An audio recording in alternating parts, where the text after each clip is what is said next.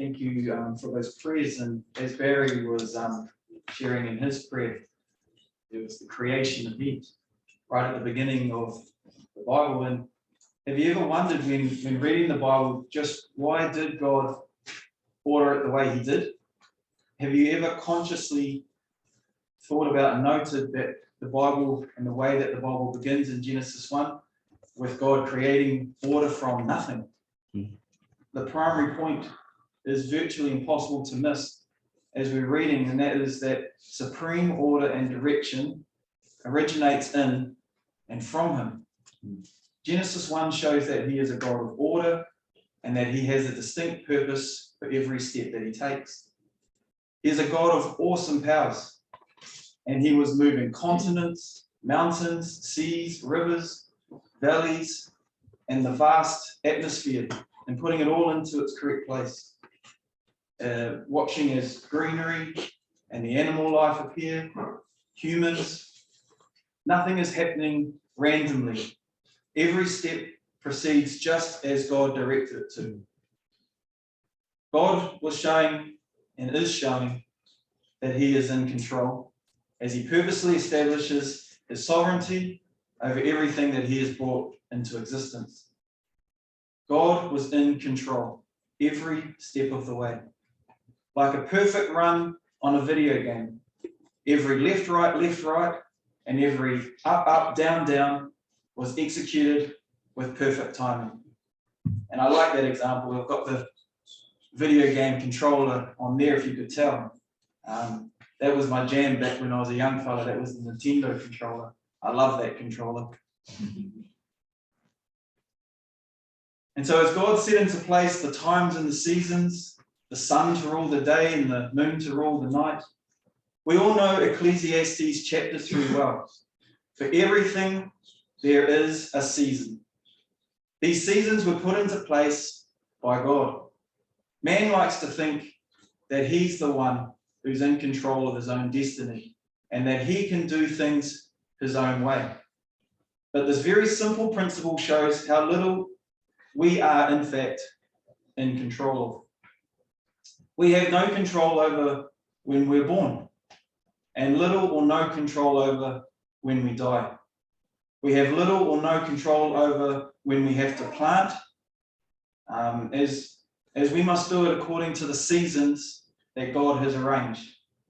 We are also forced to harvest and pick what we have planted when it's ready, unless we want to see it fall to the ground, to rot, and we lose it all.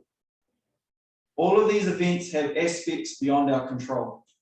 Solomon wrote Ecclesiastes because he wanted people to understand that much of life is beyond human control.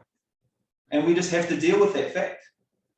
If our lives are to mean something worthwhile, we have to deal with this, that completely controlling our lives is an act of futility. As Grumpy Cat would put it, the point is, there is no point. I mean, how many times does Solomon mention this in Ecclesiastes? It's basically every second verse. This is vanity. This is chasing after the wind. This is pointless. It's meaningless, useless, fruitless. Pick your Bible translation, pick ever which less you want to use, but it all still means the same thing. When human beings attempt to snatch the controller out of God's hand, you know, like a child would snatch a video game controller away from a sibling, yelling out, "It's my turn to play." And when we try to assume control for ourselves, then that game goes sideways very quickly. As in most video games played poorly, the result is death. Life without God in it, where we purposely turn towards God and, where we purposely turn away from God and do not acknowledge him, ultimately this is vanity.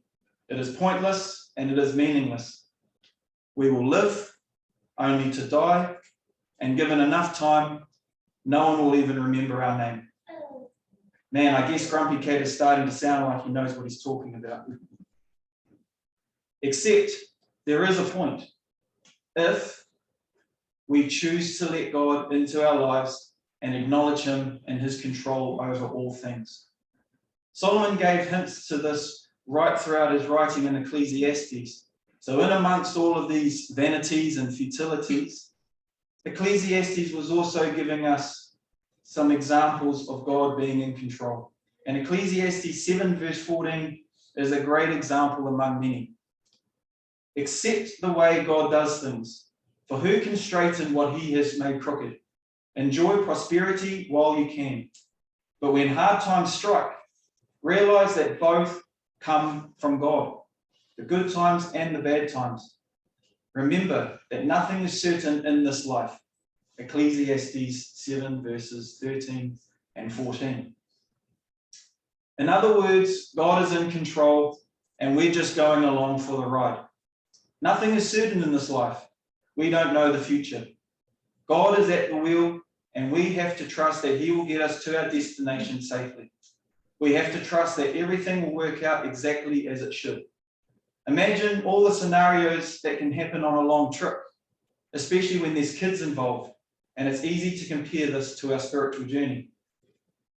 When the trip first starts, everyone is happy and excited to reach the future destination. But after a while, we start to get thirsty or hungry, and we'll start to make complaints to that end.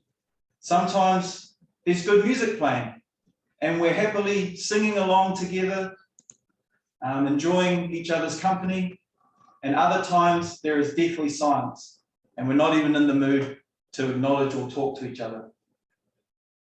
Sometimes we're making great time, no traffic on the road to have to contend with, and other times there are obstacles to avoid, traffic jams, and a lack of progress. Sometimes you have the map out, seemingly lost and unsure if this is the correct road we're even supposed to be on. Does the driver know where they're going? Maybe I should say something. I need to be the one that gets us back on track. Where's the signposts when you need them? Won't somebody give me a sign? That's harking back to Kevin's talk last week. Sometimes the ride is going to be straight roads and great views, and we're just in awe of everything we see and so appreciative of everything that we're taking in. And other times, the terrain is dodgy, cliffs and peril on either side. The driver, they're driving too fast. They're trying to overtake on blind corners. There's going to be potholes and sharp turns that can cause car sickness, and it feels like we're barely hanging on to that handle thingy, wondering if we're going to make it out alive. But no matter what happens during the trip, this is the journey we're meant to take. Now, just stay in this hypothetical spiritual car that is taking us to the kingdom and relax and enjoy the ride while God is at the wheel. Now, obviously, this example is spiritual. There is a song by an artist called Carrie Underwood that's called Jesus Take the Wheel. But I guarantee that if we take this phrase literally and take our hands off the steering wheel in our own vehicles and let the car continue down the road while saying, Jesus, take the wheel, the last memory we're probably going to have is us wrapping ourselves around a power pole. Obviously, I'm saying, let God take control of our spiritual steering wheel. And what is our spiritual steering wheel? It is our mind that guides us, our mind that tells us and leads us where we go. Let God and his word and his spirit instead be our guide. Because as Solomon concludes in his writings, we were created to fear God and obey him. To prove that God is in control of all things, Solomon says that one day God will judge all things, whether good or bad. 1 Corinthians 15 elaborates on this by saying that God will place all things under the feet of Jesus, meaning that he will hand control over to Jesus until death is destroyed. 1 Corinthians 15 verse 28, but when God puts everything under Christ's authority, and so here you can read control, the Son will put himself under God's authority or control, showing that control belongs to God and the ability to hand out control to whoever he decides, for whatever reason, this also belongs to God. The Lord gives and the Lord takes. Blessed be the name of the Lord. And God does all of this according to a very specific plan that he has always had. A very specific roadmap, and there is no one else who can alter those plans. Sin and death, they certainly can't change God's plans. God already knows the beginning from the end. He knows our failings better than we know ourselves. God knows the actions of every person long before we've even considered them.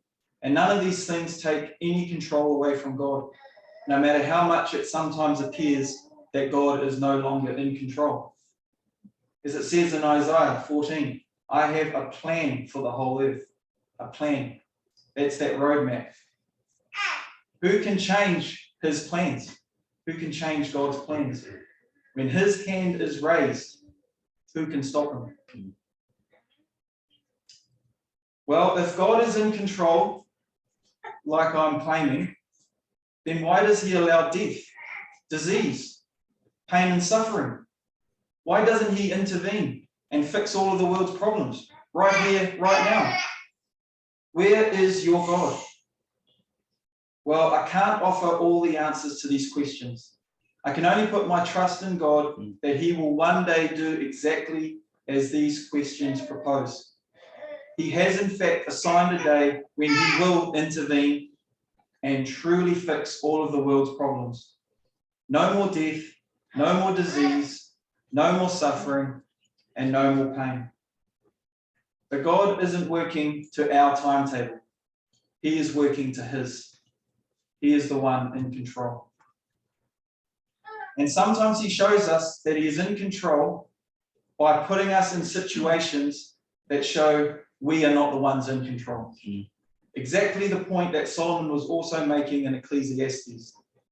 We can forge ahead, carving out a life for ourselves in our own strength, and we can even be successful at those things. But in that scenario, for things to work out as planned, a lot of things have to go our way. One small spanner in the works can cause us to fall into a tailspin, out of control.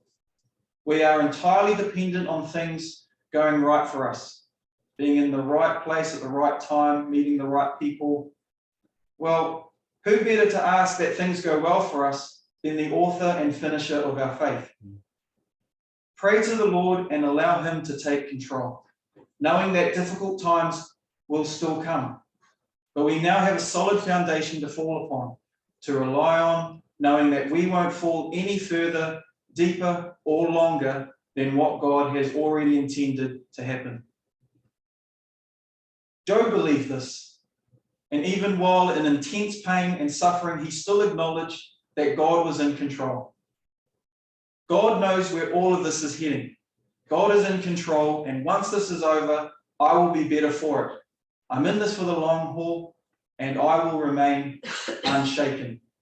God knows where I am going, and when I am tested, I will come out as pure as gold. I will follow in the holy footsteps without stepping aside. David, when he was at the peak of his powers, both physically and spiritually, constantly seeked to know God's will and purpose in his life. He would inquire of the Lord whenever he could. Should I do this? Should I go there? What will happen if I do this? He acknowledged God's control in all situations, and he trusted in God's timing. He knew he would slay Goliath, and he plainly stated, "The Lord will hand you over to me." He didn't trust in his own strength, he trusted in God's. When Saul chased David and tried to kill him, he said, if it hadn't been for God, they would have swallowed us and washed us away. And that's from Psalm 124 there on the screen. If it hadn't been for God. Eli the priest, right after being told by a young Samuel that he was in the wrong and was about to lose his family and his priesthood, he had to acknowledge that God was in control and there would be nothing he could do to change what was about to occur. He is the Lord. May he do what he thinks is right. Joseph, the son of Jacob, made a ruler of Egypt after being abused and discarded by his own brothers. Sent as a slave into a foreign land, He was accused of a crime he didn't commit in the form of rape, and he was thrown into prison for years. Did I miss anything else that happened to him at the time? This same Joseph, after suffering all of these injustices, held no grudges. He had no ill will or hatred in his heart for his brothers once they were reunited. Instead, he was only referring to God's sovereignty and acknowledging that God was in control the whole time. It was not you, brothers, who sent me here. It was God. And that event, wow, that event has everything. There's tragedy, then there's redemption, there's forgiveness, and there's love. Kind of reminds me of another event that held even more importance. Because like Joseph, Jesus too, he was abused and discarded by his own brethren, his Jewish brethren, accused of crimes he didn't commit, literally dragged before the authorities and sentenced to death. And these so-called authorities, they try to lord their control over Jesus. Do you not know that I have the authority? I have control over you in this situation, is what the authorities like Pilate would say to Jesus. But Jesus' answer must have enraged these people. He simply said, you have no control over me. God is in control. God knows where this is heading, and I am submissive to his will. I have full trust that where this is heading is best for me in the long run, as long as my faith remains unshaken. Now I'm adding words to Jesus here, but he had that spirit. I will not be moved. I will say of the Lord that he is my shield and my strength and my portion. God is my deliverer, my shelter and a strong tower. I love him and I trust him. And I know that all things work out in the end for good for those that love God and who are called according to his purpose, his plan, his roadmap. Once called, we find out who and what we are truly living for. We're living for a glorious life. Whatever will be, though, in this life will be. Whatever blessings come my way, whatever hardships I must endure, I will never forget, and I will never forget by reading or hearing God's word daily. Instead, I will always be reminded that God has spoken, God has purposed, and God is in control. Amen. Amen.